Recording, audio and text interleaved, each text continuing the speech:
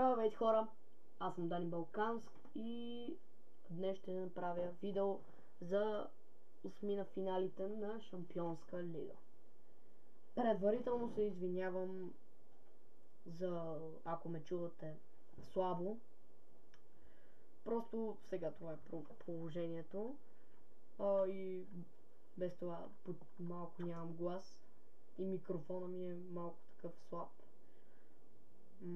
Защото си пипах в настройките и нещо ми бъгна и сега не мога да го оправя. И да, като цяло това е. И сега ще направя прогнозите, но малко по-странни прогнози ще направя. Няма да казвам точния резултат, ще кажа кой ще спечели, защото например ще направя с точните резултати в февруари месец, защото ще изчакам зимния трансферен прозорец да свърши и да видя после какво е положението на отбора. И да.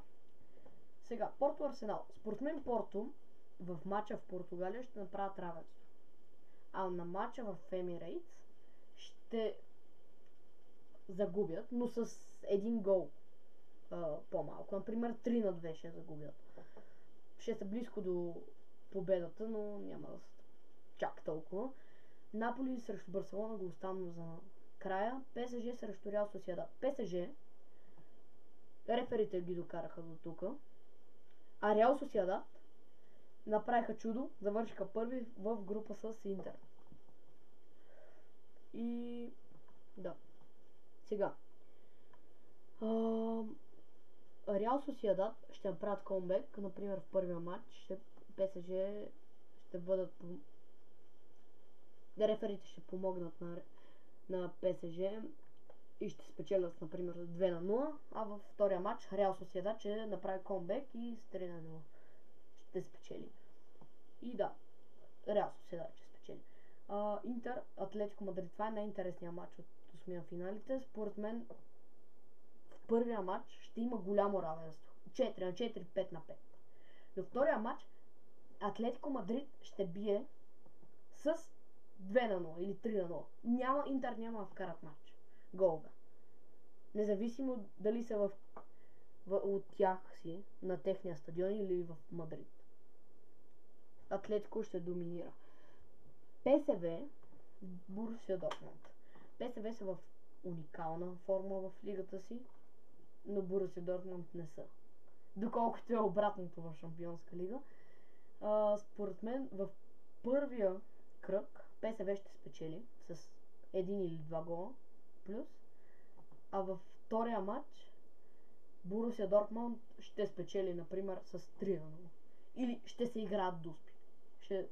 Борусия Дортмунд ще карат 2 гола, ще изравнат и ще играят дуспи. И Борусия Дортмунд ще ги спечелят. Лацио, Байер Мюнхен. Тук Лацио ще направят всичко възможно в Рим. Не знам дали ще спечелят или ще загубят, но ще направят всичко възможно, или ще спечелят, или ще направят равенство. Но колкото в Мюнхен ще бъдат размазани. Не чак размазани, нещо от сорта на 3-0. Байер Мюнхен ще спечелят. Копенхаген, Манчестър Сити. Тук Манчестър Сити според мен няма да бъдат така нахъсани. Например и двата матча ще спечелят с 2-0 и край, почивка. Лайпциг срещу Реал Мадрид. Според мен не мога да кажа кой точно ще спечели, но имам предчувствието, че Лайпциг може да направят невъзможното. И да. Според мен Лайпциг може да спечелят, но най-вероятно е Реал Мадрид, защото и те си купуват реферите. А за матча Наполи-Барселона, първия матч Барселона ще бият с 4-2, например. А във втория матч Наполи ще бият също, но с 1-0. Както, например, беше матчовете с Лудогорец срещу Аякс. Нещо такова. И да. Като цяло, да, ако ви е харесвало видеото, лайк и subscribe. И до скоро!